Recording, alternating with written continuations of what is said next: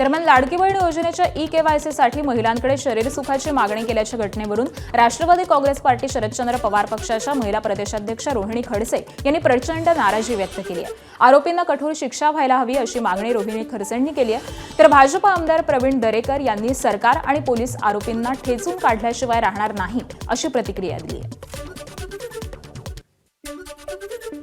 महाराष्ट्रातली अत्यंत दुर्दैवी आणि अत्यंत क्लेशदायी घटना म्हणावी लागेल की जेव्हा ई-केवायसी करण्यासाठी महिला गेली तेव्हा तिच्याकडे शरीर सुखाची मागणी करण्यात आली होती। मी महिला आणि बालकल्याण विकास मंत्र्यांना विनंती करते की तुम्ही ही जी जाचक अट महिलांना लादलेली आहे, कारण त्यांच्या लाभार्थीची संख्या कमी करण्यासाठी, पण हे करत असताना माझ्या महिलांची सुरक्षा देखील तेवढीच महत्त्वाची आहे।